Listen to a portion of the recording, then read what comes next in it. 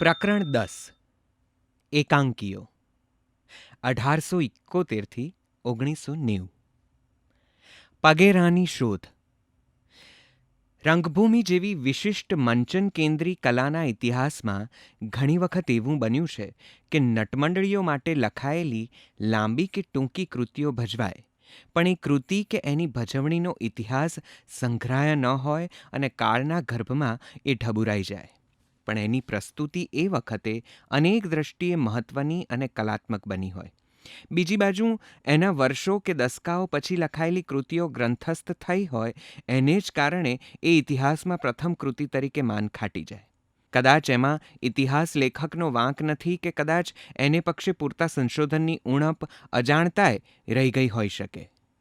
આ વાત અનેકાંકી લાંબા નાટકો તેમજ એકાંકી લઘુ નાટકોને, ખાસ કરીને ગુજરાતના નાટક અને થિયેટરના ઇતિહાસમાં સંપૂર્ણપણે સાચી ઠરે છે. ધંધાદારી જૂની રંગભૂમિના આટલા ઇતિહાસને નજર સમક્ષ રાખીએ તો અનેક નાટકો એની મંડળીઓના આપખુદ માલિકોના પેટી પટારાઓમાં સડી જાય, પણ એના લેખકો, વાચકો કે ભાવિ પેઢીને એ જોવા નથી મળ્યા તે નથી જ મળ્યા.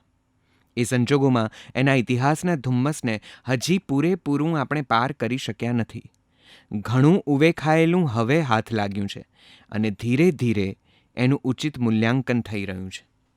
એવો જ પ્રયત્ન ગુજરાતી એકાંકી ક્ષેત્રે આરંભાયો છે, અને તે પણ ત્યાં સુધી કે એક વિવેચકે તો પોતાના અગાઉના બધા એકાંકી ઇતિહાસ સંશોધનના લેખોને ખોટા વિધાન તરીકે ગણાવી એકાંકીનું પગેરું આ સદીના ત્રીજા દાયકાને બદલે સદીના 3 દાયકા પૂર્વે શોધી કાઢીને ગુજરાતી એકાંકી સાહિત્ય અને ભજવણીના ઇતિહાસકારોને પડકાર ફેંક્યો છે. આ સંનિષ્ઠ કામ કર્યું શ્રી જશવંતલાલ શેખડીવાલાએ. એ પગેરું શોધવામાં ચંદ્રવદન મહેતા વગેરેનો મોટો હાથ છે. આ સત્યનિષ્ઠા અને સંશોધન દ્રષ્ટિને આવકારી એ જ કેડીએ લાદતા સીમા પ્રદેશો અને એના વળાંકો, લેખન અને ભજવણીને સતત સાથે નજર સમક્ષ રાખીને જોવાનો આ પ્રયત્ન છે. પારસીઓના એકાંકી. ગુજરાતી અનેકાંકીની જેમ પ્રારંભના એકાંકીઓ રચવાનો યશ પણ એ રીતે પારસીઓને ફાળે જાય છે. એકાંકી તરીકે આપણે આજે જે સમજીએ છીએ તે અંગ્રેજી વન એક્ટ પ્લે જેવી સાદ્યંત કલારૂપ રચના. કોઈ કહેશે કે કદાચ એ પારસી ઉત્સાહી લેખકો નટો સિદ્ધ નહોતા કરી શક્યા, તો એ વાતે અન્ય ઇતિહાસકારો કબૂલ મંજૂર રાખશે. કારણ કે જે સંજોગોમાં તેઓ એકાંકી તરફ વળ્યા એની વાત અગાઉ કરી હોવા છતાં એટલું અહીં ફરી યાદ કરી લેવું જરૂરી બને કે એમણે જે કરવું હતું એનો નમૂનો, ઢાંચો, ઉદ્દેશ કે રજૂઆત રીતિ એવા હતા કે આપણે જેને એકાંકી તરીકે સમજીએ છીએ તે સિદ્ધ ન પણ થાય. તેમ એવું કંઈ સિદ્ધ કરવું હોય એનો આગ્રહ એ લેખકોમાં આરોપિત કરવો પણ જ્યાદતી ગણાય. સંસ્કૃત એકાંકીનો ઢાંચો ઇહા મૃગ કે ડીમ જેવા પ્રકારો હોવા છતાં એને અનુસરવાનો ડોળ એ વખતે કોઈને નહોતો. અંગ્રેજી નમૂનોય નજર સામે નહોતો. કદાચ ખરી રીતે તો જરૂર માત્ર હતી એટલી કે જાહેર કરેલું મુખ્ય નાટક તખ્તા પર રજૂ થાય અને એ પછી પ્રેક્ષકોને મનોરંજન આપવા લટકણિયા તરીકે કશુંક હાસ્ય ઉત્પાદક રજૂ કરવું. એમાં કથા, પાત્રો અને અભિનય ક્ષમતા હોય, કોઈક નાનોશો કટાક્ષ હોય અને સૌથી મહત્ત્વની વાત એ કે એ જોવામાં મજા આવે. એની સમય મર્યાદા લાંબી ન જ હોય, પણ નાટ્યાત્મકતા હોય એટલી કે મનોરંજન પૂરતું મળે. એ વખતના પારસી લેખકોએ તદ્દન સ્પષ્ટપણે મન મૂકીને એ વાત લખી છે કે રમૂજ લખીને બીજાને રમૂજ આપવી, કંઈક કોમિક લખવું અને વાંચનારાઓને મોજ આપવી એ મારી જિંદગીભરની કોશિશ રહી છે. જહાંગીર નસરવાનજી પટેલ, ગુલફામ. પ્રેક્ષકોને એવી જ ટેવ પડી ગઈ હતી. ધીમે ધીમે મુખ્ય નાટકને સમાંતર પાછળ તખ્તાના ઊંડાણમાં નવી દ્રશ્ય રચના થાય ત્યાં સુધી આગળના પડદા પર કોમિક કથાનક ગુજરાતી રંગભૂમિમાં શરૂઆતથી જ રજૂ થતું રહ્યું. એ પછી મુખ્ય કથાનકના 2-3 પાત્રો વડે ઉપકથા તરીકે કોમિક રજૂ થવા માંડ્યું, અને પછીના નાટકોમાં તો મુખ્ય કથાનક સાથે સંકળાયેલ વિલન પાત્ર પણ કોમિક કથાનકમાં હોય એવી રચનાઓએ થવા માંડી. એટલે એમાંથી અલગ પડીને પતેતી કે પારસી તહેવારોએ રજૂ કરવા માટેના ખાસ ફારસો અને સ્કિટમાં લેખકો અને પ્રેક્ષકો બંનેને રસ પડવા માંડ્યો. આ બધા હતા ગુજરાતીના પ્રારંભના એકાંકીઓ. અરદેશર પટેલ, જહાંગીર ખંભાતા, પિઝામ મરઝબાન વગેરે એના લેખકો, તો મધરાતનો પરોણો, ટોપ્સી ટર્વી, ઘરનો ગવંડર વગેરે એમના એકાંકી ફારસો. પારસી જીવન સંસારનું હળવું હાસ્ય, કટાક્ષયુક્ત અને વ્યંગ વિનોદાત્મક નિરૂપણ આ એકાંકીઓમાં થયું છે. કઢંગા સંસારની વિષમતા, માણસ મનની વેવલાઈ, અળવિતરાઈ અને ચીલાચાલુ જિંદગીમાંથી થોડો છુટકારો આપવાનો આ એકાંકીઓનો પેટ છૂટો ઉદ્દેશ હોવા છતાંય એની રચના રીતિ એકાંકી સ્વરૂપથી ઓછી ઉતરે એવી નથી જ. તેમ ગુજરાતીના એકાંકીએ ત્યારથી અત્યાર સુધીમાં જે વળાંકો, વિકાસ તબક્કાઓ અને કથન રીતિના જે ઉન્મેષો અને ઊંડાણો સિદ્ધ કર્યા છે, એના વૈવિધ્યને નજર સમક્ષ રાખી આજના માપદંડોએ પારસી ફારસોને તોળી જોખી જોવાને બદલે એકાંકી પ્રકારના વિકાસના એક તબક્કા તરીકે એ જોવા જોઈએ. આ તબક્કો તે તખ્તા પરકતાનો તબક્કો. એનો ગાળો તે લગભગ 1870થી 1920-21 સુધી. આમ તો સંસ્કૃત કે અંગ્રેજીની જેમ જ ગુજરાતના પરંપરિત લોકનાટ્ય ભવાઈના કેટલાક વેશો પણ કમનીય કલા સ્વરૂપે એકાંકી જેવા લાગે. મંચન અને પાત્ર કેન્દ્રી એ ભવાઈ વેશોને અવગણવાને બદલે જેણે એનો ખૂબ જ કૌશલ્યથી ઉપયોગ કર્યો તે કવિ દલપતરામ ડાયાભાઈના મિથ્યાભિમાન 1871નું કુતુબ વાઘજીનું ફારસ કેટલાક વિવેચકોને મતે પહેલું એકાંકી છે. એમ તો 1850ની આસપાસ એલ્ફિન્સ્ટન ઇન્સ્ટિટ્યૂટમાં બાલમિત્ર નામે ભણાવાતા પાઠ્યપુસ્તકમાં નાટક એક અંકનું નામે કેટલીક કૃતિઓ હતી અને કવિ નર્મદે એ વાંચી હોવાનો ઉલ્લેખ મળે છે. તે છતાં એટલે દૂર એકાંકીના પ્રારંભને એ કૃતિઓની શિથિલતાને કારણે ખેંચી શકાય તેમ નથી. જોકે મિથ્યાભિમાનની રજૂઆત ન થઈ અને વિશિષ્ટ પ્રકારના રૂપ ઘાટે એકાંકી વિકાસની એ તક હાથમાંથી સરી ગઈ. પુસ્તકના બે પૂંઠા વચ્ચે જ રહેવાથી એનો કોઈ બીજો પ્રભાવ પણ વર્તાતો નથી. પરિણામે પેલા લટકણિયામાંથી વિકસેલું મંચન કલાનું સ્વરૂપ પારસી ભાઈઓએ અજમાવ્યું, પણ મોટે ભાગે ભજવણી માટે સર્જાયેલી એ કૃતિઓ અત્યારે હાથવગી રહી નથી. અલબત્ત 1880થી 1920 સુધીમાં તખ્તે ભજવાયેલા અને એ પછી સ્વતંત્ર પુસ્તકો રૂપે કે લાંબા નાટકો સાથે પ્રકાશિત થયેલા કેટલાય એકાંકીઓ મળી આવ્યા છે. ગુજરાતના આ આદ્ય એકાંકીકારો નાનાભાઈ હૈરાની 1832-1900, ખુરશેદજી બાલીવાલા 1852થી 1913, બમનજી કાબરાજી 1860થી 1925, જહાંગીર પટેલ ગુલફામ 1861થી 1936 વગેરે આ તખ્તાપરક એકાંકીના તબક્કામાં આવે. માનવ મનની વિસંગતિઓ અને હાસ્યજનક પરિસ્થિતિઓનું નિરૂપણ કરતાં આટલા એકાંકીઓ અને લઘુ નાટકો ઉપલબ્ધ છે. બમનજી કાબરાજીના સુખલાલજીના સંકટો 1890 અને ભૂલો પડેલો ભીમભાઈ 1891, હૈરાનીના વહેમાયેલી જર 1892 અને એ તો રંગ છે રંગ 1909, ખુરશેદજી બાલીવાલાના કાવલાની કચુંબર, ખુદાબક્ષ ગુસ્તાદ ઘામટ 1893 અને જહાંગીર પટેલ ગુલફામના મધરાતનો પરોણો 1914, ટોપ્સી ટર્વી 1915 અને ઘેરનો ગવંડર 1918 વગેરે. જોકે એની પહેલાં સદેવંત સાવળિંગા 1883થી ઠક્કર ત્રિકમજી માવાણીનું મિસ્ટર ફૂલણજીનું હાસ્યરસ ફારસ 1887 સુધી કેટલીય બહુપ્રવેશી શિથિલ લઘુનાટિકાઓ મળે તો છે જ. એ જ રીતે રમણભાઈ નીલકંઠની ભૂમિયાને દીધેલી ભૂલથાપ વગેરે, હાસ્યમંદિર 1915 અને અતિસુખ શંકર ત્રિવેદીની તરતનો ગ્રેજ્યુએટ મુકુંદ બી જોશી વગેરે, નિવૃત્તિ વિનોદ 1917 અને હંસાબેન મહેતાકૃત કાકા ભત્રીજા 1918 લઘુનાટિકાઓ પણ નોંધપાત્ર છે. વળી કેળવણી પ્રસાર નિમિત્તે આ ગાળા દરમિયાન અનેક વિદ્વાનોએ અને કવિઓએ સંવાદો રચ્યા હતા. એકાંકીના રૂપઘાટ એમાં પમાતા નથી. મુખ્યત્વે એ બધા કથનાત્મક નાટક વધુમાં વધુ બની રહે છે. ટૂંકમાં આ એકાંકી લેખન અને એની ભજવણી ઉત્સાહી નટમંડળીઓની એ ઉત્સવ કેન્દ્રી પ્રવૃત્તિ મનોરંજન માટે વિકસી અને તખ્તા પરકતા એની સૌથી મોટી વિશિષ્ટતા 1920-22 સુધી બની રહી. ઉચ્ચ સાહિત્યિકતા સિદ્ધ કરવાનો એ નાટ્યકારોમાં કે સંવાદકારોમાં ભલે કોઈ ઉદ્દેશ નહોતો, પરંતુ એની ગુણવત્તામાં કોઈ ઓછપ નહોતી. એનું કારણ કદાચ એ પણ હતું કે એના લેખકો ક્યાં તો નટો દિગ્દર્શકો હતા અથવા એમને તખ્તાનો સીધો પરિચય હતો. આ જ ગાળા દરમિયાન 1920-22માં ચંદ્રવદન મહેતા એક બાજુ નવી રંગભૂમિનો બુંગીઓ ફૂંકી રહ્યા હતા. નવલકથા અને કવિતા જેવા સાહિત્ય પ્રકારોમાં મહત્વનું ખેડાણ થઈ રહ્યું હતું. મુનશી પણ નાટ્યલેખન તરફ વળી રહ્યા હતા અને બીજી બાજુ યુરોપીય એકાંકી પ્રકારનો નમૂનો શિક્ષિતોમાં વધુ લોકપ્રિય થતો રહ્યો હતો. આ બધાને પરિણામે અને નિર્ણાયક મહત્વના અંગ તરીકે મંચન પ્રવૃત્તિથી સાવ જ અલગ પડીને એકાંકી લેખનનો બીજો તબક્કો આરંભાયો. તે 1922માં બટુભાઈ ઉમરવાડિયા દ્વારા લોમહર્ષિણી એકાંકીથી આરંભાયેલ. સાહિત્યિક નવ એકાંકીનો રચનાકાળ.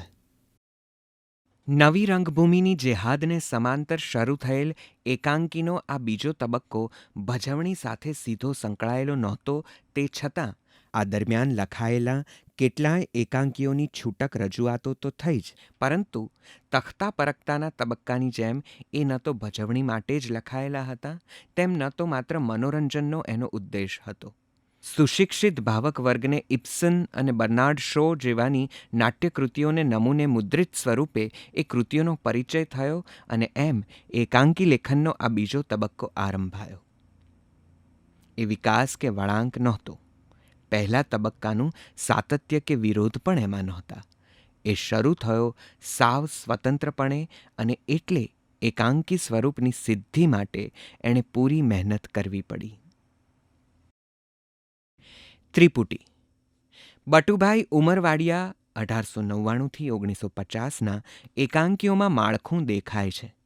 નવી કથાવસ્તુ, અભિગમ અને તત્કાલીન જીવન એમાં પ્રતિબિંબિત થાય છે.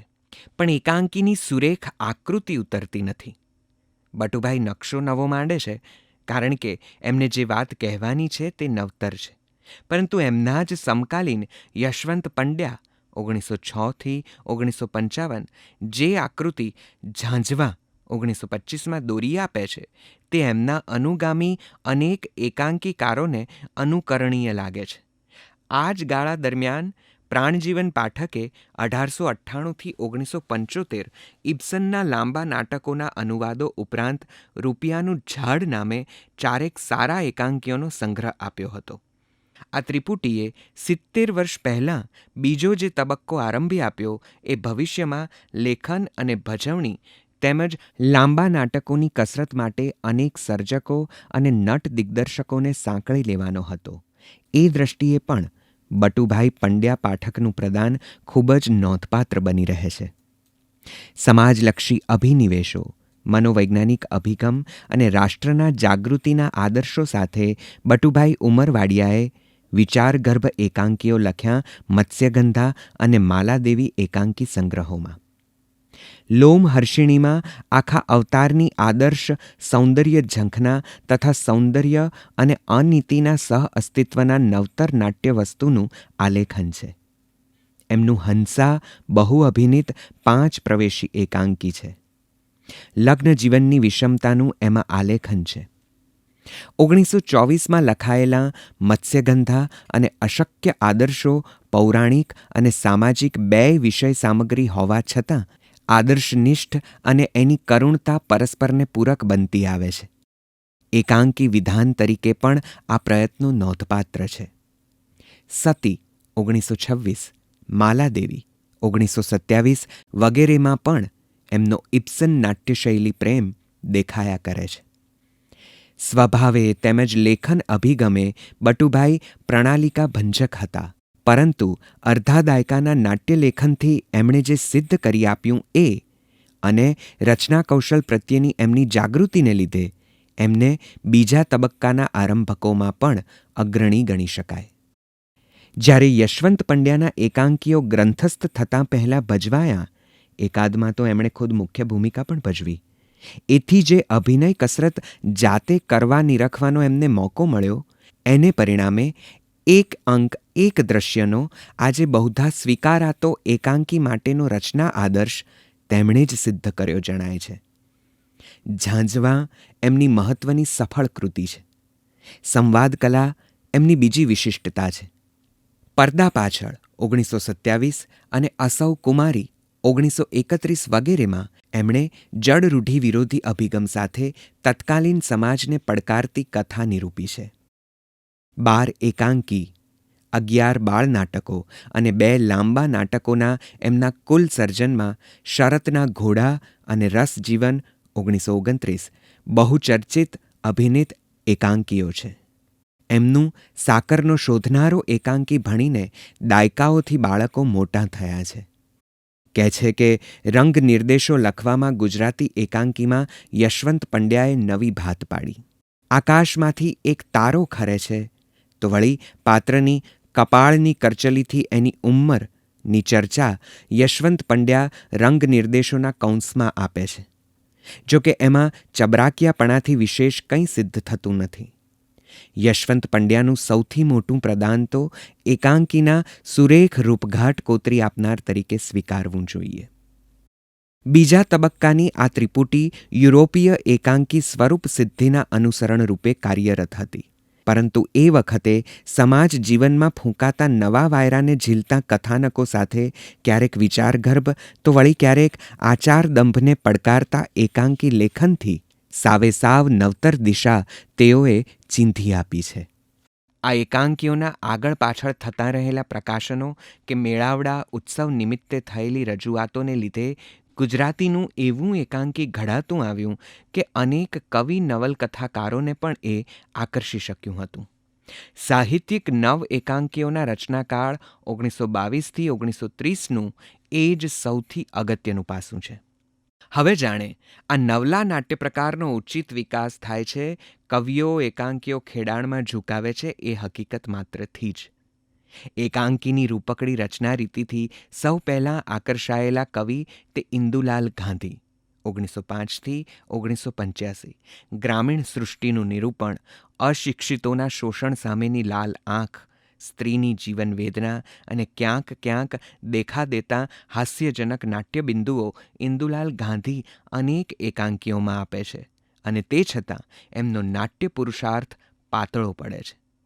કેટલીય નાટ્ય કથાત્મક કવિતાઓના સર્જક ઇન્દુલાલ ગાંધીને 6 નાટ્ય સંગ્રહો 1932થી 1947 સાથે તેમજ પછીથી આકાશવાણી રાજકોટ પરના એમના પ્રદાનને લીધે વિસરી ન શકાય.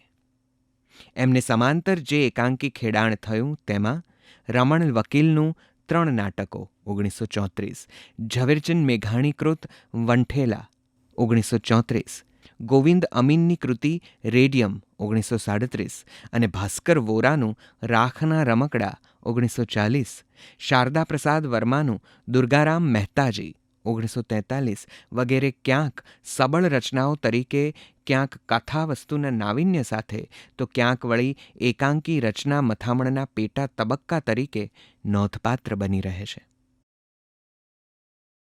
ઉમાશંકર શ્રીધરાણી કવિઓ દ્વારા મળેલા કે કાવ્યકૃતિની નજીક સરતા એકાંકીઓ આ દાયકામાં ખૂબ ખેડાયા.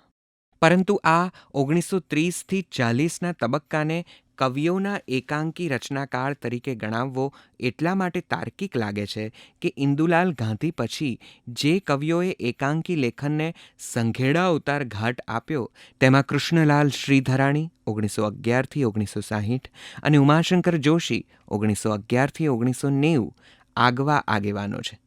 એ બંનેએ પણ આ સદીના ચોથા દાયકામાં શરૂઆત કરી. શ્રીધરાણીએ વડલો 1931માં આપ્યું અને ઉમાશંકર જોશીએ 1932થી જે એકાંકીઓ લખ્યા તે 1936માં સાપના ભારા નામે પ્રકાશિત થયા.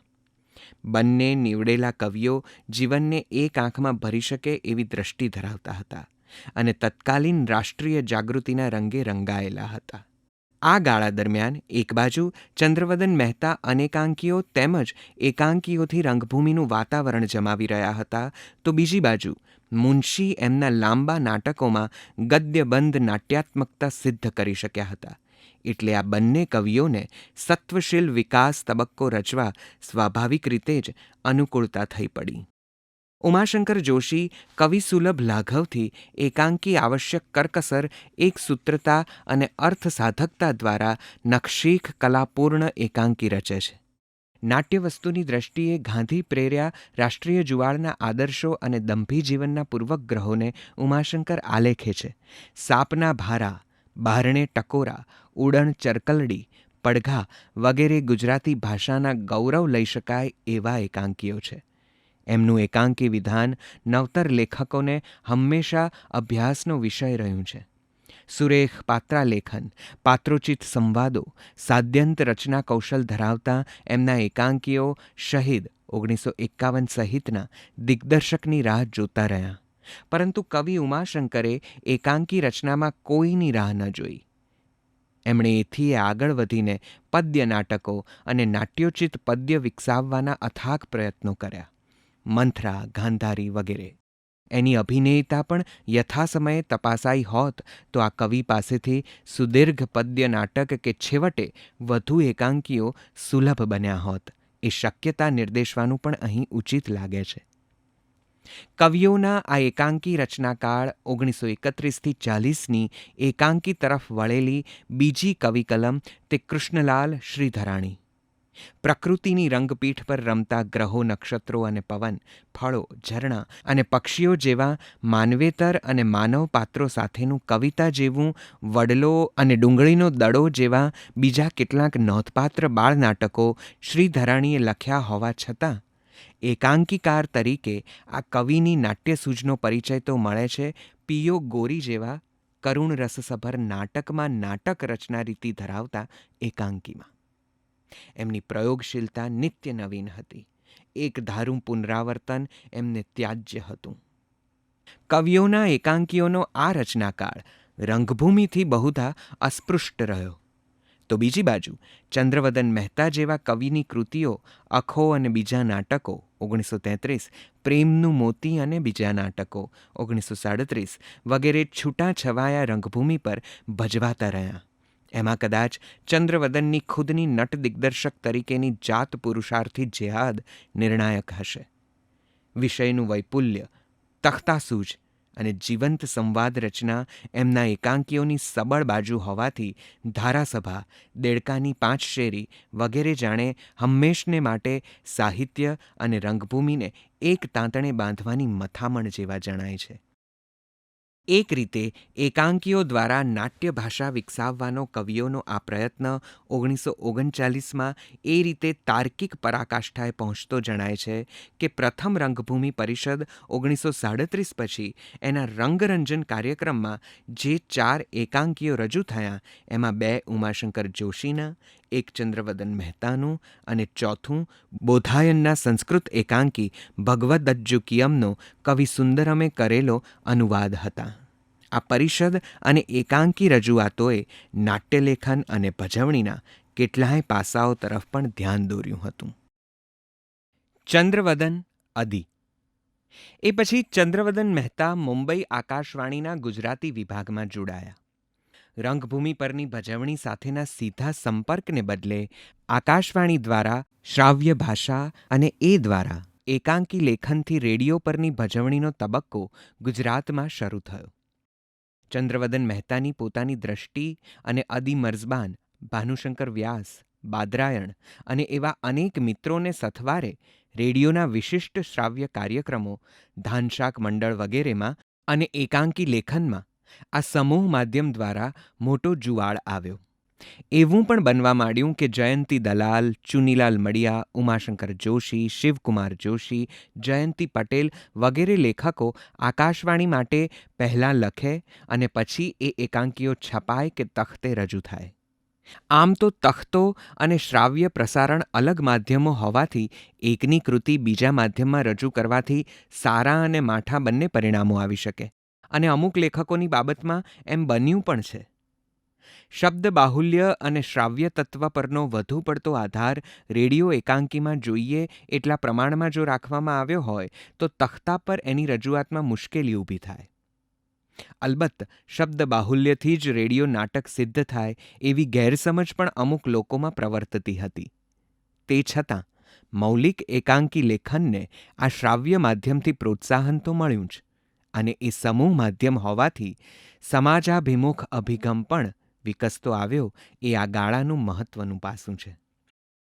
પિજામ મર્ઝબાનની જેમ જ અદી મર્ઝબાને કર્ટન રેઇઝર કહી શકાય એવી એકાંકી નજીકની નાની નાટિકાઓ અને હાસ્યજનક પ્રસંગો હસતા ઘર વસ્તાના નામે રજૂ કર્યા. એ રજૂઆતોમાં ફિરોઝ આંટિયા અને હોમી તવડિયા એ બંને શિષ્યો સાથીદારોને અદી સાહેબે તૈયાર કર્યા. રેડિયો ઉપરથી નિયમિતપણે અદી, ચંદ્રવદન, બાદરાયણ, જ્યોતિન્દ્ર દવે વગેરે નાના એકાંકીઓ અને રૂપકો રજૂ કરતા રહ્યા. અદીનો ધાનશાક મંડળ કાર્યક્રમ સાપ્તાહિક રજૂઆતોમાં એ દિવસોમાં સૌથી વધુ લોકપ્રિય હતો. ગુજરાતી રંગભૂમિના હાસ્યના ફિલસૂફ તરીકે અદી જાણીતા છે. લઘુનાટિકાઓમાં રેવ્યુ એમની વિશિષ્ટતા છે. તેમણે લગભગ 1001ની સંખ્યામાં રેડિયો એકાંકીઓ અને અસંખ્ય નાટિકાઓ તખ્તે રજૂ કરી છે. આકરા ધારદાર પ્રહારો હોય પણ એમાં દંશનો છાંટોય ન મળે. ખુલ્લે દિલે માનવ મનની વિસંગતિઓ અને સમાજ જીવનની વિચિત્રતાઓ એમના એકાંકીના નોંધપાત્ર લક્ષણો છે. સવાયા ગુજરાતી જેવા અનેક પારસીઓમાં અદી મોખરે છે અને થિયેટરમેન તરીકેની એમની પ્રતિષ્ઠા ચંદ્રવદન મહેતાથી લેશે ઓછી ન આંકી શકાય. સમાજ અભિમુખ 1940 પછીના તબક્કામાં એકાંકી લેખન અને રજૂઆતમાં સૌથી ઝળકતો સિતારો તે જયંતી દલાલ 1909થી 1970. જૂની ધંધાદારી નાટક કંપની દેશી નાટક સમાજના મેનેજર પિતા ઘેલાભાઈ દલાલે એમને ગળથુથીમાં જ નાટક આપેલું. ખુદ અભિનેતા અને દિગ્દર્શક જયંતી દલાલે રંગમંચના તંત્ર કસબમાં પણ કાબેલિયત મેળવી હતી. એ બધું એમના નાટ્યલેખનમાં દેખાદે છે. રાષ્ટ્રીય જુવાળ અને રાજકારણને રંગે રંગાયેલા 2 સામયિકો અને દૈનિકોના તંત્રી પદે રહેલા જયંતી દલાલે 6 એકાંકી સંગ્રહો, જવનિકાથી પ્રવેશ ચોથોમાં તખ્તા અને રેડિયો માટેના અનેક પ્રયોગશીલ એકાંકીઓ લખ્યા છે. એમનો અભિગમ સામાજિક સુસંગતતાનો, પૌરાણિક કથાનકને પણ વાસ્તવલક્ષી સ્પર્શ આપવાનો અને જીવનને નવી દ્રષ્ટિએ જોવાનો રહ્યો છે. સંવાદો સાદા અને નર્મ મર્મથી ભરપૂર, રંગમંચની ટેકનિકથી સભાન અને સબળ પાત્રા લેખનથી એમણે આધુનિક એકાંકીનું હળવું સ્ફૂર્તિલું સ્વરૂપ ઘડી આપ્યું છે. સમાજાભિમુખતા જયંતી દલાલની વિશિષ્ટતા છે. ઉમાશંકર જોશીએ સાબરકાંઠાની અને મળિયાએ સૌરાષ્ટ્રની બોલીઓ પ્રયોજી તો જયંતી દલાલે અમદાવાદમાં બોલાતી ભાષાનું સત્વ એકાંકીમાં ઉતાર્યું. ચંદ્રવદન મહેતાની જેમ જ એમના સઘળા એકાંકીઓ અભિનય છે. એમણે બાળકો માટે પણ નાટિકાઓ લખી છે. એકાંકી સ્વરૂપ વિશે અને રંગભૂમિના અન્ય પાસાઓ વિશે એમણે ખૂબ મહત્વનું સૈદ્ધાંતિક લેખનનું પ્રદાન પણ કર્યું છે. લગભગ પ્રતિબદ્ધ કહી શકાય એટલી સામાજિક સુસંગતતા સાથે એકાંકીના માધ્યમને પ્રયોજતા જયંતી દલાલ નાટ્ય તત્વને ઊની આંચ આવવા દેતા નથી અને રંગભૂમિના જાણભેદુની જેમ સતત પ્રયોગશીલ રહેતા ગુજરાતીના એક ખૂબ મહત્વના એકાંકી લેખક બને છે. તેમણે એકાંકી નામનું એક સામયિક પણ ગુલાબદાસ બ્રોકર સાથે પ્રસિદ્ધ કર્યું હતું. નાટ્ય મંડળો 1939માં અમદાવાદમાં રંગભૂમિ પરિષદ પછી એલિસબ્રિજ આરોગ્ય સમિતિના નેજા હેઠળ રંગમંડળની સ્થાપના થઈ અને એના દ્વારા ડ્રોઈંગરૂમ થિયેટરની વિભાવના વિકસી. એમાં ખૂબ સક્રિય હતા નીરુભાઈ દેસાઈ, જયંતી દલાલ, ગિરીશ ભચેચ, ધનંજય ઠાકર, જયંતી પટેલ વગેરે. આ સંસ્થાએ ઉમાશંકર જોશી, જયંતી દલાલ, રામનારાયણ વિશ્વનાથ પાઠક, પન્નાલાલ પટેલ વગેરેના એકાંકીઓ રજૂ કર્યા. અમદાવાદમાં આ દરમિયાન રૂપક સંઘ, રાષ્ટ્રીય નાટ્ય સંઘ, ગુજરાત કોલેજ અને કોમર્સ કોલેજ જેવા મંડળો દેશી વિદેશી એકાંકીઓની રમઝટ બોલાવે છે. સુરતમાં કલાક્ષેત્ર, રંગવિહાર, કલાનિકેતન વગેરે સંસ્થાઓ અને વડોદરામાં શેક્સપિયર સોસાયટી અને કલાકેન્દ્ર જેવી સંસ્થાઓ સક્રિય બને છે. આ દરમિયાન રાજકોટ, સૌરાષ્ટ્રમાં સૌરાષ્ટ્ર કલા કેન્દ્રની સ્થાપના થઈ 1947માં, જેમાં દામુ સાંગાણી, જયમલ પરમાર, બાબુભાઈ વૈદ્ય વગેરે સક્રિય હતા. આ દાયકાના બીજા લઘુનાટ્યકારોમાં નવલકથાકાર રમણલાલ વસંતલાલ દેસાઈના 3 સંગ્રહો પરી અને રાજકુમાર, પુષ્પોની સૃષ્ટિમાં અને તપ અને રૂપનો ઉલ્લેખ કરવો જોઈએ. જો કે રમણલાલ તુમારશાહીની વિચિત્રતા કે શ્રીમંત વર્ગની ચૌર્ય વૃત્તિ વગેરે સફળતાથી આલેખતા હોવા છતાં એકાંકીમાં એમણે બહુ ઝાઝું સિદ્ધ કર્યું નથી. જ્યારે ઉમેશ કવિની પ્રથમ નાટિકા ઘરકુકડી 1942માં શૈલી સભાનતા અને લાઘવ નોંધપાત્ર બની રહે છે. લગ્નસ્થ વિસંવાદિતા તેઓ સુપેરે નિરૂપી આપે છે. એમનો ઢાંક પીછોડી 1947 એકાંકી સંગ્રહ આકર્ષક સંવાદ લઢણ અને તળપદી લોકબોલીને કારણે ધ્યાન આકર્ષે છે. આ ગાળાના કવિના એકાંકી તરીકે દુર્ગેશ શુક્લના નાટ્યસંગ્રહ પૃથ્વીના આંસુ 1942ને નોંધપાત્ર ગણવો જોઈએ. વિષય પસંદગી, વસ્તુ માંડણી, અર્થસંકેત અને નાટ્ય વિવેકની દ્રષ્ટિએ દુર્ગેશ શુક્લના એકાંકીઓ પંડના પડીકા વગેરે જુદા તરી આવે છે. એવું જ પુષ્કર ચંદરવાકરનું છે. એમણે તો મુખ્યત્વે શૈલી પરંપરા જાળવી રાખી પિયરનો પડોશી 1947 એકાંકી સંગ્રહમાં વહીવટદારોની સ્વાર્થ લોલુપતા અને દાંપત્ય જીવનની માર્મિક કરુણતાના કથાનકો આલેખ્યા અને અર્થસાધક એકાંકી નિયોજન પરંપરિત ઢબે કર્યું. લોકબોલી એમની વિશિષ્ટતા રહી. આ જ ગાળામાં યશોધર મહેતાએ રણછોડલાલ અને બીજા નાટકો 1948માં 19મી સદીના ઉત્તરાર્ધની સામાજિક રાજકીય સમયરંગની પશ્ચાત ભૂમિકામાં રણછોડલાલ જેવું દસ્તાવેજી એકાંકી લખ્યું. મૂળે તો એ રેડિયો નાટક તરીકે લખાયેલું. એની તખ્તા પર રજૂઆત પણ તાજગી ભરી હતી. એક બાજુ રંગભૂમિ પરિષદ પછી સ્થપાયેલા નાટ્યમંડળો અને એમાં સંડોવાયેલા રંગભૂમિના કસબને જાણતા લેખકો, નટો, દિગ્દર્શકો, તો બીજી બાજુ રેડિયો પર રજૂ કરવા લખાતા અને પછી રંગભૂમિએ સરી આવતા એકાંકીઓ. આ બંને પ્રવાહો 1940થી 50ના ગાળામાં એકાંકી ક્ષેત્રે નોંધપાત્ર બને છે. આગળ નોંધ્યું એ મુજબ તખ્તાનો કસબ જાણનાર કે રેડિયોના માધ્યમને પીછાણનાર ભલે પછી લેખક, નટ કે દિગ્દર્શક હોય એટલા માત્રથી જ સુખદ એકાંકી સિદ્ધ જ થઈ શકે એવું બને નહીં ને બન્યું નથી. રૂપકડા, સરળ અને સુગમ લાગતા આ નાટ્ય પ્રકારને સાચવી શકે એ તો કોઈ ચંદ્રવદન મહેતા, ઉમાશંકર કે જયંતી દલાલ જેવા. એટલું સ્પષ્ટપણે સૌને સમજાઈ ગયું આ 5મા દાયકામાં. એટલે જાણે લેખનમાં પુખ્તતાએ પહોંચેલો આ ગુજરાતી એકાંકી નાટ્ય પ્રકાર નટો, દિગ્દર્શકોને પડકાર ફેંકતો આવીને ઊભો આ સદીની મધ્યાહને. મુંબઈમાં ભારતીય વિદ્યાભવનના કલાકેન્દ્રે પડકાર ઝીલનારાઓને ઉદાર સવલતો કરી આપી. 1951માં આ આરંભ અને એ પછી ઊભા થયેલા નાટ્ય જૂથો અને એમાં સક્રિય બનેલા નટ, લેખક, દિગ્દર્શકોએ ફરીથી જાણે તખ્તા પરખતાના એકાંકીઓનો નવો તબક્કો રચી આપ્યો. છેક 1965-66 સુધી. તખ્તા પરખ એકાંકીઓના આ બીજા ગાળાને હવે જરા વિગતે સમજીએ. તખ્તા પરખતા.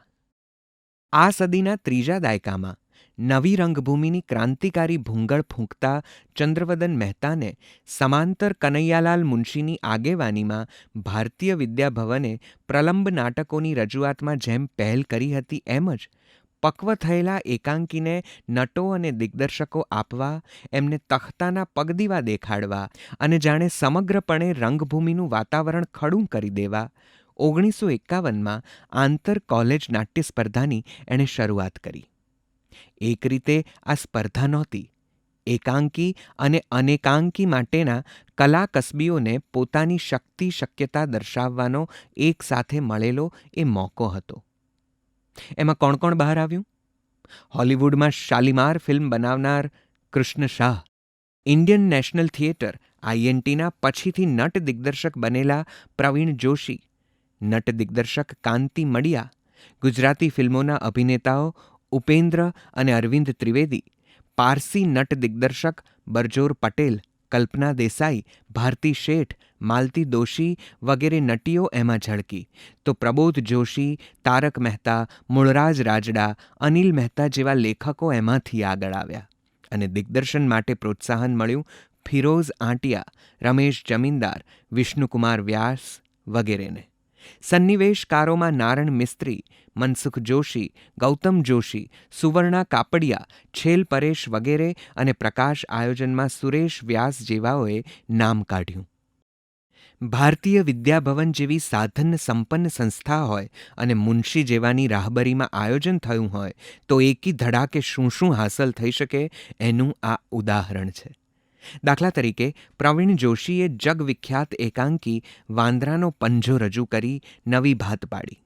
પ્રબોધ જોશીએ એમનું પ્રખ્યાત એકાંકી માફ કરજો આ નાટક નહીં થાય આ સ્પર્ધાઓ માટે જ લખ્યું. રંગલો તરીકે જાણીતા બનનારા જયંતી પટેલે પણ આ સ્પર્ધાઓ દ્વારા પ્રોત્સાહન મેળવ્યું અને ચીના મીના ચાઉ ચાઉ અને ઊનો બરફ જેવા એકાંકીઓ નાણી જોવાયા. 1.5 દાયકાના આ તબક્કાની બીજી મહત્વની ઘટના ફરી નોંધીએ કે તે જૂની ધંધાદારી રંગભૂમિની શતાબ્દી ઉજવણી 1952. આ શતાબ્દી ઉજવણીને પરિણામે ગુજરાતી નાટ્ય મંડળની સ્થાપના થઈ.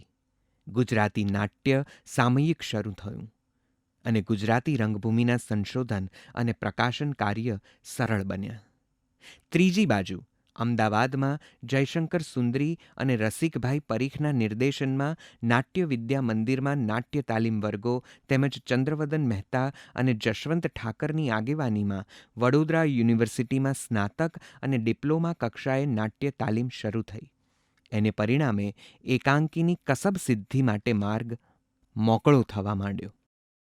ને ચોથી બાજુ ચુનીલાલ મડિયા 1922થી 1968, શિવકુમાર જોશી 1970થી 1990 અને પન્નાલાલ પટેલ 1912થી 1989ની ત્રિપુટીએ તખ્તા અને રેડિયોને નજરમાં રાખી જાણે 3 જુદા જુદા દ્રષ્ટિકોણથી અને એવી જ આગવી કલાસૂઝથી એકાંકીઓનું કલેવર કોતર્યા કર્યું. રંભાબહેન ગાંધીએ પણ આ જ ગાળા દરમિયાન નાટ્યલેખન આરંભ્યું હતું.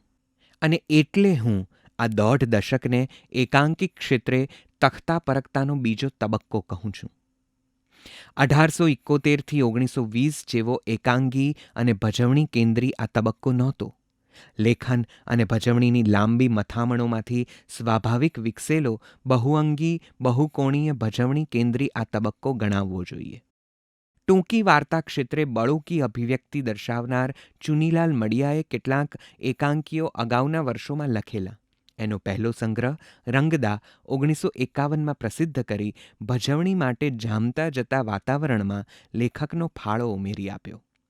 સોરઠના ગ્રામ વિસ્તારના વિષાદપૂર્ણ કરુણ ચિત્રો આલેખવામાં મડિયા એક બાજુ ઉમાશંકરની નજીક પહોંચે છે તો મધ્યમ વર્ગીય શહેરી પશ્ચાત ભૂમિકામાં વ્યંગ વિનોદ માટે એ જયંતી દલાલ સાથે કદમ મિલાવે છે. લોકબાનીના આ પ્રયોગશીલ એકાંકીકાર સુગ્રથિત કથાનક સાથે નાટ્યોપકારક ઘટના સ્ફોટોથી પોતાની આગવી મુદ્રા ઉપસાવે છે. મહાજનને ખોરડે, શેરમાટી, વાની મારી કોયલ જેવી કૃતિઓમાં. તખ્તા અને રેડિયો ઉપર આ બધી કૃતિઓ ખૂબ સફળ થઈ હતી. મડિયાએ બીજો સંગ્રહ વિષ વિમોચન 1955માં આપ્યો. એમાં પણ લક્ષ્મી લોલુપતા અને નીતિ દૌર્બલ્ય ઉપરના નર્મ મર્મ આલેખવામાં એમણે સારી ફાવટ દેખાડી છે. એના બીજા જ વર્ષે રક્ત તિલક નામના સંગ્રહમાં તેમણે એકાંકી લેખન કસબને વધુ કસી જોયો. આ ગાળાના બીજા લેખકો શિવકુમાર જોશી અને પ્રબોધ જોશીની જેમ મડિયાએ પણ એકાંકી લેખનની સાથોસાથ પ્રલંબ અનેકાંકી નાટકમાં પણ કાઠું કાઢ્યું અને રામલો રોબિનહુડ 1962 ફારસ નાટક રચી આપ્યું. તખ્તા માટેનું એ સદાબહાર નાટક છે. અમદાવાદમાં નાટ્ય વિદ્યા મંદિર અને નટમંડળમાં અભિનયની તાલીમ મેળવીને એકાંકી તરફ વળેલા શિવકુમાર જોશીનો પહેલો સંગ્રહ પાંખ વિનાના પારેવા 1952માં પ્રસિદ્ધ થયો. એકાંકી ભજવણી માટે એ ગાળામાં જે હવા ઊભી થઈ હતી એમાં શાળા કોલેજોના મેળાવડાઓમાં શિવકુમારના એકાંકીઓ ઠેર ઠેર ભજવાતા. આમ તો એમનો છેલ્લો એકાંકી સંગ્રહ 1980માં પ્રસિદ્ધ થયો. એથી 3 દાયકા દરમિયાનની એકાંકી અને અનેકાંકી લેખનની એમની કારકિર્દી 7 એકાંકી સંગ્રહોમાં વિસ્તરી છે. એમનું કથા વિશ્વ બહોળું છે. પાત્ર વૈપુલ્ય જીવનવ્યાપી છે અને અભિગમ સમાજ અને કલાલક્ષી છે. જો કે નાટ્ય વિષયોમાં ઉચ્ચ મધ્યમ વર્ગનું જીવન ઝીલાયું છે, પણ કોઈ આકરો વિરોધ અને સંઘર્ષ મૂળથી જ એમની સમગ્ર નાટ્ય પ્રવૃત્તિમાં અનુપસ્થિત રહ્યા હોવાથી નાટ્ય આકાર સિદ્ધ કરવાનો એમનો પુરુષાર્થ સાયાસ થતો દેખાય છે. સંવાદ પટુતા અને મુખરતા એકાંકીના લાઘવને વ્યક્ત થવામાં બાધારૂપ બને છે તે છતાં, અથવા કદાચ એને જ લીધે, શિવકુમાર રેડિયો ઉપર વધુ સફળ રહ્યા. જોકે નટ દિગ્દર્શકોની તાલીમ માટે એમના એકાંકીઓએ ઉચિત ફાળો આપ્યો. એટલી એક જ વાત શિવકુમાર જોશીની પ્રલંબ અને વૈવિધ્યસભર કારકિર્દીનું સૌથી મોટું જમાપાસું છે. વાગ્પ્રભુતા અને મંચનસૂઝ નાટ્યસિદ્ધિ માટે પર્યાપ્ત નથી તેમ જાતે નટ હોવાથી જ સારું લેખન થઈ શકે એ પણ આ ઉદાહરણથી સાબિત થતું નથી. નાટ્યલેખન માટે એથી વિશેષ જે જોઈએ એ નટ દિગ્દર્શક ચંદ્રવદન મહેતામાં હતું, જયંતી દલાલમાં હતું અને નટ ન હોવા છતાં એકાંકીકાર તરીકે કવિ ઉમાશંકર જોશીમાં હતું, વાર્તાકાર ચુનીલાલ મડિયામાં હતું, તો માત્ર નાટ્યકાર તરીકે પ્રબોધ જોશીમાં નાટક સિદ્ધ કરવાનું એ વિશેષ તત્વ હતું. આ બધું વાર્તાકાર શિવકુમારમાં ખૂટતું જણાય છે અને એથી 3 દાયકા 7 સંગ્રહો કે મંચન કસબ જાણવા છતાં અડધો એક ડઝન જ ઘાટીલા એકાંકીઓ શિવકુમાર આપણને આપે છે. મુક્તિપ્રસૂન, પ્રસન્ન દાંપત્ય, મદિરા વગેરે. ચિત્રકળા, પ્રકાશ આયોજન, મેકઅપ અને સેટિંગ્સની કળાના જાણકાર પ્રબોધ જોશી 1926થી 1991એ એકાંકીઓ અને નાટકોમાં અનેક વિક્રમો સર્જ્યા છે. આંતર કોલેજ નાટ્ય હરીફાઈઓમાં 85% એકાંકીઓ એમના ભજવાયા હોવાનો દાખલો છે. પત્તાની જોડ અને કદમ મિલા કે ચલો નાટકોના અનેક મંડળીઓ દ્વારા અવારનવાર થતા પ્રયોગોની સંખ્યા હજારોની છે. 1951માં એમણે પહેલી નાટિકા તૈલપનું 13મું અને તે પછી સવા વર્ષમાં 70 એકાંકીઓ લખ્યા. અમદાવાદમાં રંગમંડળ અને ગુજરાત કોલેજ ડ્રામેટિક ક્લબમાં જયંતી પટેલ, વિનોદિની નીલકંઠ, ક્ષેમુ દિવેટિયા વગેરે સાથે તેમણે કામની શરૂઆત કરી. મુંબઈમાં પણ અનેક નાટ્ય મંડળીઓ સાથે સંકળાઈ થિયેટરના લેખક તરીકે કહે છે કે એમણે કુલ 500 જેટલા એકાંકીઓ લખ્યા છે. 3 ડઝન જેટલા એમના પ્રલંબ નાટકો છે. રેડિયો, ટેલિવિઝન અને ફિલ્મો માટે પણ તેમણે વિપુલ લેખન કર્યું છે. રંગભૂમિના સર્વસંગ્રહ એન્સાઇક્લોપીડિયા ગણાયેલા પ્રબોધ જોશી તખ્તા પરક નાટક લેખનના બીજા તબક્કાના પ્રમુખ લેખક છે. અમદાવાદના રંગમંડળનું બીજું એક પ્રદાન તે રંગલો તરીકે જાણીતા નટ લેખક જયંતી પટેલ. રંગમંડળના ડ્રોઈંગરૂમ થિયેટરના આયોજનમાં 4 રૂપિયાના સભ્યપદે 12 નાટકો વર્ષે પ્રેક્ષકોને જોવા મળતા. નટો જાતે લખે, અભિનય કરે, પડદા બાંધે ને જાતે જ મોઢે ચૂનો ચોપડે એવી કાર્યશાળાઓ, વર્કશોપ્સમાં જે અનેકોને તાલીમ મળી એમાં જયંતી પટેલ, ગિરીશ ભચેચ, ધનંજય ઠાકર વગેરે નોંધપાત્ર છે. જયંતી પટેલ આ દરમિયાન ઉમાશંકર જોશી, જયંતી દલાલ, નંદકુમાર પાઠક, પ્રબોધ જોશી વગેરેના એકાંકીઓ ભજવી લેખનનો કસબ હસ્તગત કર્યો. એ પછી રૂપક સંઘમાં ધનંજય ઠાકરના દિગ્દર્શનમાં નાનાલાલના જયા જયંત નાટકમાં એમણે અભિનય કર્યો. મુંબઈમાં ભારતીય વિદ્યાભવન, રંગભૂમિ અને પરાપ્રવાસી નામની સંસ્થાઓમાં અભિનય અને દિગ્દર્શનનો એમણે અનુભવ મેળવ્યો. ઉષા મલજીની આગેવાનીમાં પરાપ્રવાસી સંસ્થા એકાંકી નાટકો લઈને મુંબઈથી પૂના અને ત્યાંથી ગુજરાતના ખેડા જિલ્લાના નગરો સુધી પ્રવાસો કરતી હોવાનું નોંધાયું છે. આઈએનટીમાં ફિરોઝ આંટિયાના દિગ્દર્શનમાં ધનસુખલાલ મહેતાના નાટક રંગીલો રાજ્જામાં અભિનેતા જયંતી પટેલને ખૂબ યશ મળ્યો. આ દરમિયાન રેડિયો ઉપર રંગલો નામે એમના એકાંકીઓ રજૂ થતા રહ્યા. પરંપરિત લોકનાટ્ય ભવાઈની વેશ શૈલીએ લખાયેલી સરવાળા બાદબાકી લઘુનાટિકાઓ જયંતી પટેલનું નોંધપાત્ર પ્રદાન છે. એકપાત્રી લેખન અને ભજવણી તેમની વિશિષ્ટતા છે અને મારા અસત્યના પ્રયોગો એનું સફળ ઉદાહરણ છે.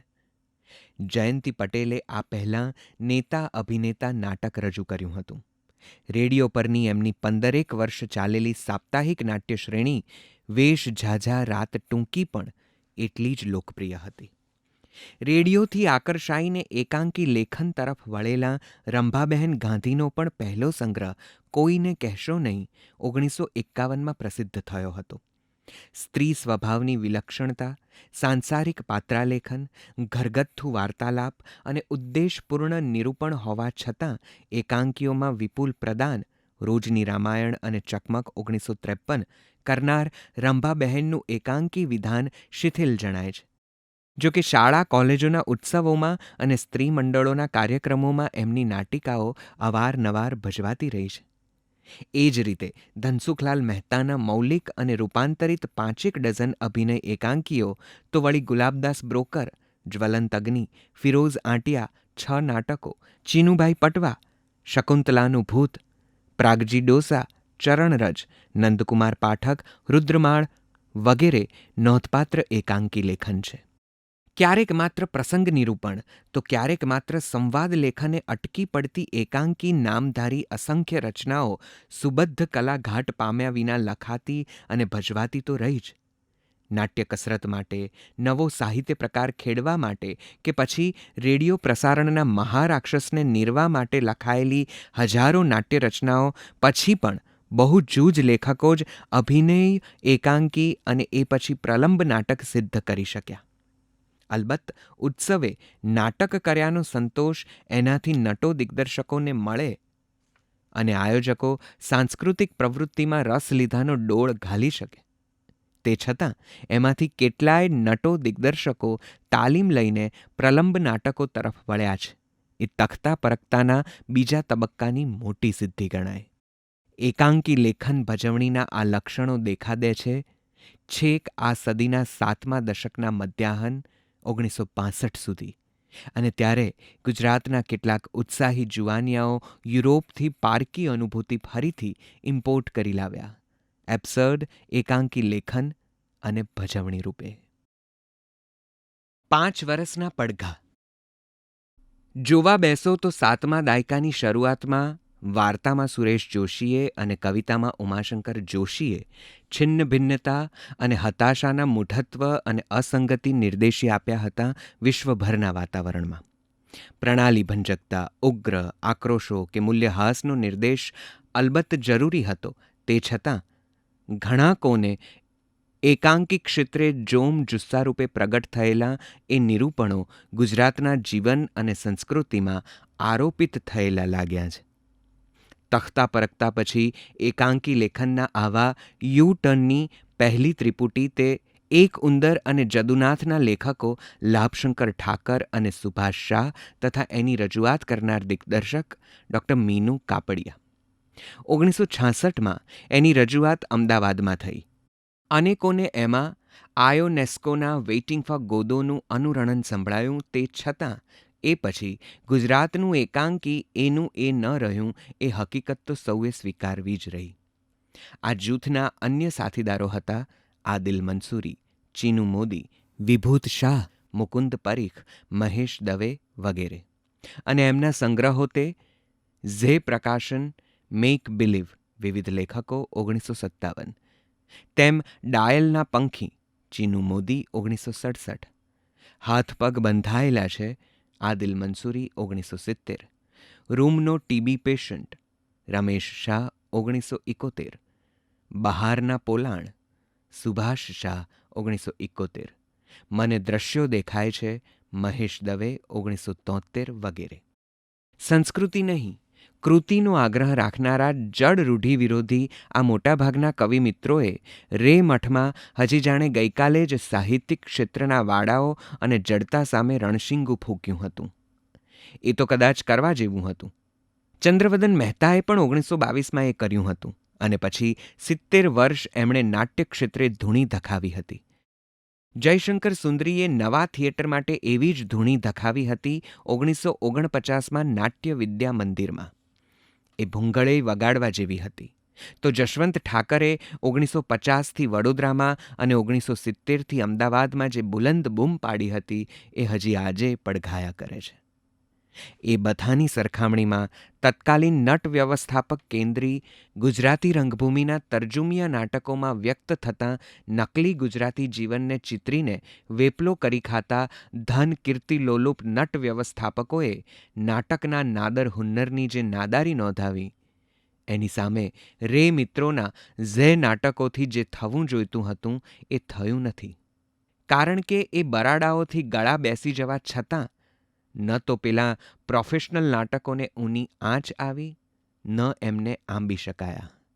આ ઝે કહેતા પેલા 5 એકાંકીઓ કે એ પછી એબ્સર્ડ તરીકે ગણાવાયેલી ઉપર્યુક્ત રચનાઓ 5-6 વર્ષ સુધી યુનિવર્સિટી કોલેજોના યુવક મહોત્સવોમાં ભજવાઈ જરૂર. એના સંગ્રહોય થયા અને શોરબકોરે ખાસ્સો થયો.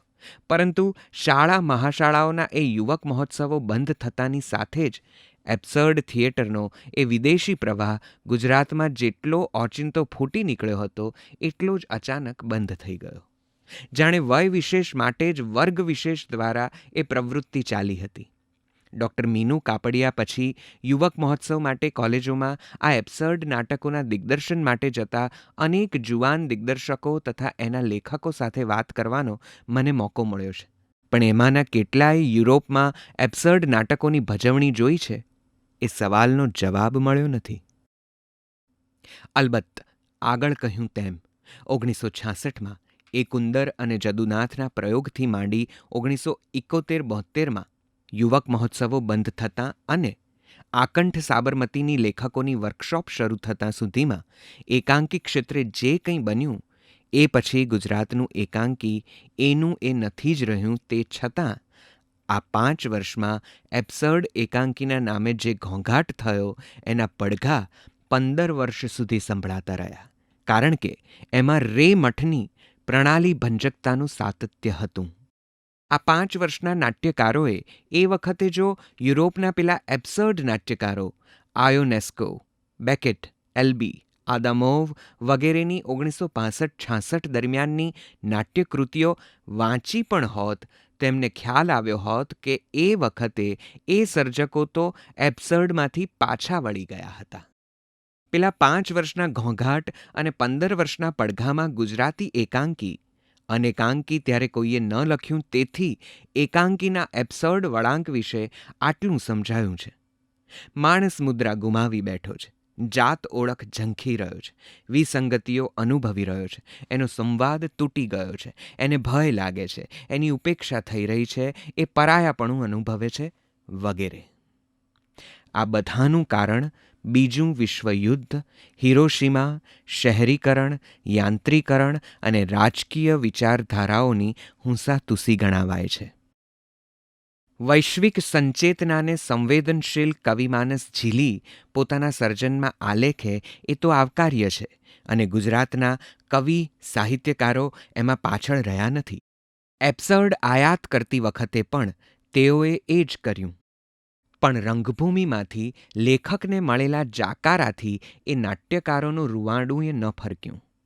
તેઓને 1947 પછીના કોમી રમખાણોની દર્દનાક ચીઝ ન સંભળાઈ, દાડિયા ખેત મજૂરોની ભૂખ ન દેખાઈ, અછૂતો નજરે ન ચઢ્યા, શોષણ અને ગરીબાઈ સામે ઝઝૂમતા લોકો યાદ ન આવ્યા, શિક્ષણ કે સંસ્કૃતિમાંના મૂલ્યહાસ ન સમજાયા. ગુજરાતના જીવનમાં એ વર્ષોમાં જે બની રહ્યું હતું અથવા જે નહોતું બની રહ્યું એનાથી એમના કાન સરવા ન થયા.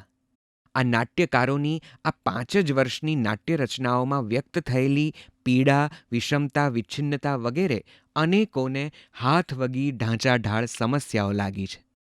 એની કથાવસ્તુ અકળ સ્થળકાળમાં ચક્રાકારે ગતિ કરતી અને અકારણ ભેદભર્યું વાતાવરણ આલેખતી જણાય છે. એમાં નિરૂપાયેલું જીવન બનાવટી, બેહૂદું અને અળવિતરું ભાસ્યું છે. એમાંની કોઈ કૃતિ સરખામણી કરવાનો અહીં ઉદ્દેશ ન હોવા છતાં ચેર્સ, રિનોસોરસ કે પ્રોફેસર તરાને જેટલી આસ્વાદ્ય બની નથી. ઉલટું આ જ નાટ્યકારોએ ગુજરાતી એકાંકિક ક્ષેત્રે આકંઠ સાબરમતીની વર્કશોપ જેવી દશકવર્તી ઘટના પછી જે એકાંકીઓ લખ્યા તે ઉમદા અને સર્જનાત્મક છે અને પરિણામે એબ્સર્ડ પછી એકાંકી વિમુખ થયેલો આપણો ભાવક એકાંકી તરફ પાછો વળ્યો છે. આકંઠ સાબરમતી. મુંબઈમાં 7મા દાયકાના અંત ભાગમાં છબીલદાસ હાઈસ્કૂલમાં મરાઠી રંગભૂમિને નવી ચેતના આપવા કશાય ઉપકરણો વિના ભજવણી દ્વારા નવા નાટ્ય અને થિયેટર કર્મ કરવા જે પ્રયોગો થયા એની યાદ અપાવતો પ્રયત્ન 1972માં વાર્તાકાર તરીકે જાણીતા થયેલા મધુરાએ અમદાવાદમાં ઉસ્માનપુરાની વિદ્યાનગર હાઈસ્કૂલમાં લાભશંકર ઠાકર, ચીનુ મોદી, મનહર મોદી, મુકુંદ શાહ, હિંમત કપાસી, મુકુંદ પરીખ, રમેશ શાહ, હસમુખ બારાડી વગેરે લેખકો અને શરૂમાં ક્યારેક અને પછીથી નિયમિતપણે નવોદિત નટોને ભેગા કરી આરંભ્યો. લેખકો અઠવાડિયે એક નાટક લખી લાવે, એ વંચાય, નિર્મમ ભાવે એની ચર્ચા થાય, પછી લેખકો ઊભા થઈને એને ભજવે. ક્યારેક લેખક માત્ર વાર્તા કહે, પરિસ્થિતિ સમજાવે, લેખકો એને ઇમ્પ્રોવાઇઝ કરે અને પછી લેખક એને શબ્દસ્થ કરે. 2-4-5 રિહર્સલ પછી એની રજૂઆત થાય. આખી પ્રવૃત્તિનો ઉદ્દેશ લેખકને તાલીમ આપવાનો, સર્જનમાં સહભાગિતા અને સહસર્જનમાં સહિષ્ણુતા વિકસાવવાનો તથા કૃતિને ભજવાતી જોઈ એની પ્રક્રિયામાંથી લેખકને પસાર કરવાનો હતો. આ લેખન અને ભજવણીની કસરતોની અસર મંચન સૂઝ ધરાવતા અને માત્ર લેખન સૂઝ ધરાવતા લેખકો પર જુદી જુદી થઈ. આખી પ્રવૃત્તિ સાથે કોઈ દ્રષ્ટિવાન દિગ્દર્શક કે નટમંડળી સંકળાયેલા નહોતા. નાટ્ય લેખકો જાતે આવડે એવો અભિનય કરતા. આ વર્કશોપને અંતે 2 એકાંકી સંગ્રહો આકંઠ અને સાબરમતી પ્રસિદ્ધ થયા. એની કૃતિઓ અને આ વર્કશોપ દરમિયાન લખાયેલી અન્ય કૃતિઓ બીજા દિગ્દર્શકો અને નટમંડળીઓ દ્વારા જ્યારે રજૂ થઈ ત્યારે કેવા રૂપરીતિ પામી એ જોઈને એના સર્જકો અને ભાવકો બંનેને ભજવણીના દ્વિજ કર્મનું મહત્ત્વ સમજાયું હશે જ. આકંઠ સાબરમતીના વર્કશોપની આટલી મર્યાદા છતાં ઉસ્માનપુરાની એ હાઈસ્કૂલના પ્રાંગણમાં એબ્સર્ડને વિસરીને ગુજરાતનું એકાંકી નવો અવતાર પામ્યું. એ જ એ પ્રવૃત્તિની સૌથી મોટી પરિણતિ છે. આ વર્કશોપમાં નીવડેલા એકાંકીઓમાંથી જે સ્મરણે ચડે છે તેમાં મધુરાયના આપણું એવું અને કલ્કી, ઇન્દુ પુવારના સી શિવાભાઈ અને શમાંથી જન્મેલો, લાભશંકર ઠાકરના ખૂન, વૃક્ષ, મનસુખલાલ મજીઠિયા અને બાથટબમાં માછલી વગેરે અને ચીનુ મોદીના ફોટોગ્રાફર અને એટલે કે તમે વગેરે નોંધપાત્ર છે. મધુરાએ એ પહેલાં 2 અનેકાંકીઓ અને અનેક એકાંકીઓ અશ્વત્થામા, ઝુમરી તલૈયા, કાગડો કાગડી વગેરે લખ્યા હતા. લાભશંકર ઠાકરે એ પછી મરી જવાની મજા તથા કાહે કોયલ જેવી નાટ્ય રચનાઓ પણ કરી છે. એ જ રીતે ચીનુ મોદી, ઇન્દુ પુવાર, હસમુખ બારાડી, શ્રીકાંત શાહ, સુભાષ શાહ વગેરે પણ સક્રિય રહ્યા છે. તિરાડ જેવા લાંબા નાટકના લેખક શ્રીકાંત શાહનો જીવનની નાટ્યક્ષમ ક્ષણો અને તેના રંગભૂમિ અવતાર વિશે વિશેષ અભિગમ છે. માનવ સંબંધની સંકુલતા અને છદ્મરૂપતાને પરિણામે લિસ્સી લપ્પટ બનેલી અભિવ્યક્તિ સામે મૃદુતાથી શ્રીકાંત લાલ આંખ કરે છે અને પરિણામે એમના એકાંકી એબ્સર્ડના અડધા દાયકા દરમિયાન અને એ પછી પણ રંગકર્મીઓ અને ભાવકોને નવી ભોંય ભાંગનારા જણાયા છે. આપણે સૌ આકાશ નીચે ઊભા છીએ વગેરે એકાંકીઓ આ દશકનું મહત્વનું પ્રદાન છે. આ બધા લેખકોની કૃતિઓ અને એમની ભજવણીઓને જો તપાસવામાં આવે તો એ બધામાં જે સમાન તત્વો દેખાય છે તે છે શૈલી પરખતા, સ્ટાઇલાઇઝેશન. ઐતિહાસિક, પૌરાણિક, ગ્રીક, સંસ્કૃત કે ભવાઈ શૈલી તરીકે આ શૈલી પરખતા સમજવાની નથી, પરંતુ ભરત મુનિ જેને નાટ્યધર્મી કહે છે તે મુજબ નાટ્યકાર જે ફ્રેમ, દ્રષ્ટિકોણ અને અભિગમથી નાટ્યક્ષણ પકડે અને પાત્ર, ભાષા અને નિહિતવાણી સબટેક્સ્ટથી એને નિરૂપે અને નટ દિગ્દર્શક રંગસ્થળ એટલે કે તખ્તો કે એવા કોઈપણ મંચન સ્થળની જગ્યાને મંચનની ભાષાથી પ્રયોજી નાટ્યધર્મી અભિવ્યક્તિ કરે તે શૈલી પરખતા. એ રીતે આયોનેસ્કોનું ચેસ અને જ્યાં જીનેના મેડ્સ કે બાલ્ગની વગેરે નાટકો શૈલી પરક અભિવ્યક્તિ છે. નળમાંથી ટપકતા પાણી કે દૂધના ઉભરાતા ફીણને જોઈ રહેતો નાયક પોતાની સ્થિતિ જે બિંદુએથી વર્ણવે છે એ એબ્સર્ડ નથી લાગતી. દાખલા તરીકે બાથટબમાં માછલી. ધીમે ધીમે ઓગળતા જતા અસ્તિત્વનો મનસુખલાલ મજીઠિયાને અનુભવ થાય છે અને એ માત્ર ડૂચો વળીને ખૂણે પડેલા પોતાના ઝભ્ભામાં નિરાકારકતા અનુભવે છે. એ પણ મંચનક્ષમ શૈલીપરક દ્રશ્ય છે. ધીમે ધીમે વૃક્ષ બની જતા દાદાને એના પુત્ર પૌત્રો કાપીને ટેબલ બનાવી દે છે. એની પ્રક્રિયાએ નવી નાટ્યક્ષણ સર્જે છે. ખીચડીના ઓડકાર પછી યમદેવના ભયે સતત ખાધા કરતો માણસ અને એથીએ ત્રસ્ત થઈને યમદેવને શરણે જતો માણસ શૈલી પરકતાથી જ લાભશંકરે ચિતર્યો છે. એવું જ મધુરાયના અશ્વત્થામામાં દ્રૌપદીના ગર્ભને દર્ભશિરે વીંધવા અંધારે અથડાતા અશ્વત્થામાનું શૈલીપરક નિરૂપણ છે. ચાહવુંથી ઝેરવું સુધીની ગતિ કે આપણું એવુંમાં ટેલિફોન બૂથ અને માણસની એકરૂપ મંચન ક્ષણો શૈલીપરકતાથી જ પામી શકાય. ઝુમરી તલૈયા અને કાગડા કાગડી સ્થળ અને સમયને નવો અર્થ આપે છે. શ્રીકાંત શાહ એના 7,000 સમુદ્રો કે એકાંતની અડોઅડમાં માનવ મનના ઊંડાણોમાં એ જ સ્ટાઇલાઇઝ્ડ ઢબે ભાવકોને નાટ્ય અનુભૂતિ કરાવે છે. એ જ રીતે અસદથી ઘેરાયેલું દંપતી ઘંટડી વિના ટેલિફોન સાંભળે અને પછી તો ઘરની કોઈ પણ વસ્તુનો ટેલિફોનના માઉથ તરીકે ઉપયોગ કરે એ ભરડો લઈ બેઠેલી સમકાલીન સામાજિક અનિષ્ટ પરિસ્થિતિનું શૈલીપરક આલેખન હસમુખ બારાડીએ ટેલિફોન એકાંકીમાં કર્યું છે. શહેરના ઘોંઘાટમાં ડૂબકીઓ ખાતો હીરો નોકરીની અરજીઓ પર ટિકિટો ચોડતાં જીભે લાગેલા ગુંદરથી તાળવે ચીટકી ગયેલી જીભે બૂમ પણ ન પાડી શકે એ સ્થિતિએ એ સંભવિત કાળમાં જીવવા માંડે એવા બારાડીના હીરો એકાંકીનું મંચન શૈલીપરકતા વિના થઈ શકે? પ્રલંબ એકાંકી જનાર્દન જોસેફમાં એટલી જ શૈલીપરકતા ફ્લાર્કોના કોરસ, યજ્ઞાદિના ક્રિયાકાંડ અને પૂતળું બનવા જાતે જ પોતાના માટે સ્ટૂલ લઈને ઈસુ ખ્રિસ્તની જેમ આવતા જોસેફમાં બારાડીએ આલેખી છે. આ બધા હજી ગઈકાલે લખાયેલા એકાંકીઓ છે. આ સદીના 8મા 9મા દશકનો એ ફાલ છે. કેટલાક એકાંકીકારો શૈલીપરકતાની દિશાએ આ લઘુનાટ્ય સિદ્ધિ કરી રહ્યા છે. એની અભિનય ક્ષમતા તખ્તા પરકતાના બીજા તબક્કા કરતાં વિશેષ રીતે બહુપરિમાણીય છે. એ આ એકાંકીઓના અવારનવાર થયેલા મંચનો પરથી ભાવકોને લાગ્યું જ છે. આ દિશાના વધુ પરિણામોની ભાવકો મીટ માંડીને રાહ જોતા બેઠા છે. કારણ કે લાભશંકર, મધુ, ચીનુ, શ્રીકાંત, બારાડી વગેરે હજી સક્રિય છે. આખા આ છેલ્લા દાયકા દરમિયાન ઉત્સવો, મેળાવડાઓમાં એકાંકીઓની પરંપરિત રજૂઆતો, નાટ્ય તાલીમ માટે એકાંકીઓનું મંચન તેમજ નાના મોટા પાયે થતા ગુજરાત સમાચાર, INT વગેરે મહોત્સવોમાં અનેક એકાંકીઓ ભજવાતા રહ્યા છે. અને એ રીતે નટો દિગ્દર્શકોને પ્રલંબ નાટકો માટે તાલીમ મળી રહી છે. જો કે નજર કરવા બેસીએ તો એકાંકી લેખને જેટલું કંઈ સિદ્ધ કર્યું છે એના કરતાં ઓછું એના મંચનમાં સિદ્ધ થયું છે. ગુજરાતી એબ્સર્ડ એકાંકીઓનું જેવું બન્યું હતું એવું જ ગુજરાતી શૈલીપરક એકાંકીઓના મંચનમાં બન્યું છે.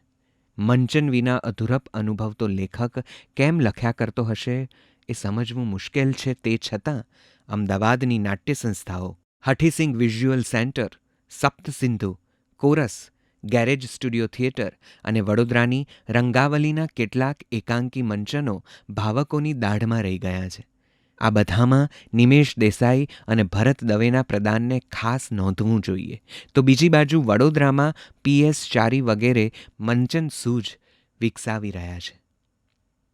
8મા દાયકાની શરૂઆતમાં ગુજરાતમાં તત્કાલીન સામાજિક પરિસ્થિતિને ઝીલતા શેરી નાટકોનો તરંગ ઉઠ્યો. ઉત્સાહી યુવક યુવતીઓ અને સ્ત્રી મંડળો એમાં સક્રિય બન્યા. એ દરમિયાન બંગાળના લેખક દિગ્દર્શક બાદલ સરકારે અમદાવાદમાં 4 નાટ્ય તાલીમ કાર્યશાળાઓ યોજી. ત્યારબાદ થોડો વખત ફરી નવી રીતે શેરી નાટકો ભજવાયા. જો કે ચાલુ દસકાની નાટ્યાત્મક ઘટનાઓ હજી પણ તખ્તા પર કે શેરીઓમાં મંચન અભિવ્યક્તિ પામી શકી નથી. એમાં શરૂ થઈ ટેલિવિઝનની પ્રાયોજિત સિરિયલો અને નાટ્ય કાર્યક્રમો. ઝડપી વ્યાપક પહોંચ, જગમગાવતા વીજાણુ સાધનો અને ત્વરિત આર્થિક લાભથી આકર્ષાયેલા લેખકો, નટો રંગભૂમિથી વિમુખ થયા અને પ્રેક્ષકો ગૃહે સ્થિત થયા. આ પ્રક્રિયા અલ્પજીવી જ હશે એવી આપણે આશા રાખીએ.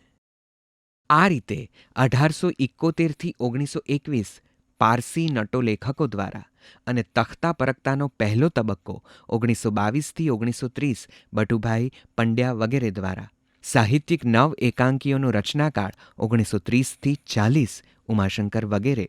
કવિઓ દ્વારા નાટ્યલેખન 1940-50ની વચ્ચે રેડિયો જેવા સમૂહ માધ્યમ અને નાટ્ય મંડળીઓ દ્વારા આયોજિત મંચનથી જયંતી દલાલ વગેરેના સમાજાભિમુખ એકાંકી લેખનનો તબક્કો. 1951થી 66 વચ્ચે મડિયા, શિવકુમાર અને પ્રબોધ જોશી વગેરે દ્વારા તખ્તા પરખતાનો બીજો તબક્કો.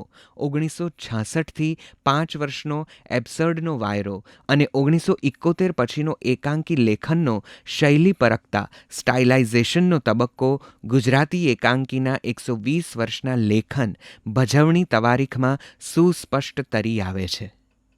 આ સવા સૈકામાં ઘણું થયું છે. એથી એ ઘણું થઈ શક્યું હોત એ તો કહેવું પડે જ.